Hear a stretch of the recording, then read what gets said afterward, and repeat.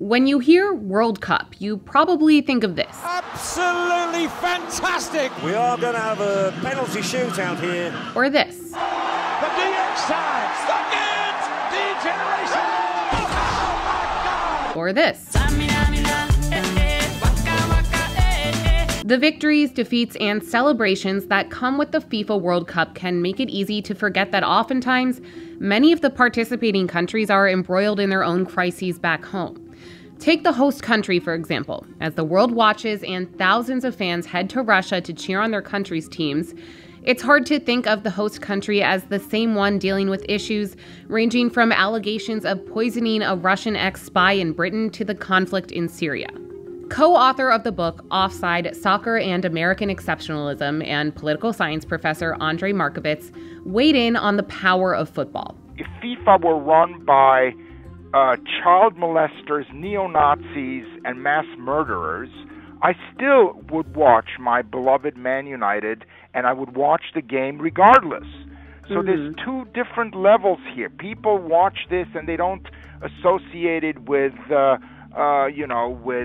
Eastern Ukraine and Donetsk and bringing down the Dutch and the Malaysian airline, and there's all kind, and the Russians meddling with our election. I mean, all of that is true, but there is this huge event which is captivating, which has its own problems, by the way, its own corruption, its own ugly side, but once the ball drops and you play it, it's about a different dimension, which again, we can talk about soccer hooliganism, all kinds of things, but to kind of see this as this sort of,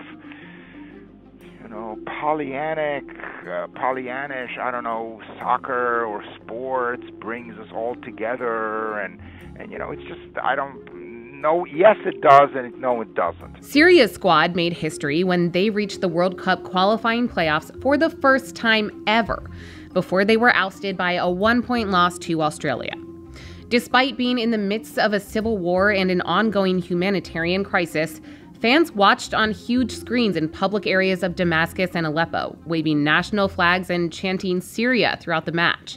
Syrian state TV's usual war correspondent even stepped in to cover the huge crowds in Aleppo watching the games. While Syria just missed qualifying for a trip to Russia, their journey is all the more impressive considering trade sanctions placed on the country means their football team received no funding, unlike countries like China and Qatar, who have invested hundreds of millions of dollars into their football teams in recent years. And then there's Nigeria. Most headlines about the African nation's World Cup team are about their fashionable jerseys. But just days before the start of the 2018 World Cup, authorities thwarted a child trafficking plot to get 10 Nigerian children to Russia.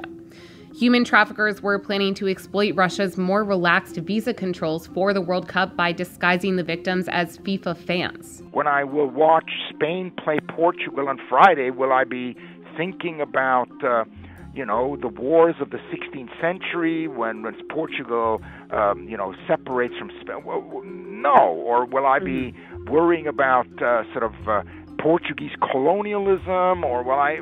No. I mean, I just won't. I'm not a moralist. I don't think we ought to instrumentalize sports. Sports is good and sports is bad. Sports is just like anything. Politics can be great and bad. Sex can be good and bad.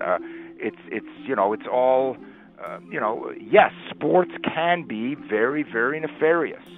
And there's no question that Putin brilliantly understood the power of sports in terms of the national esteem that it gives.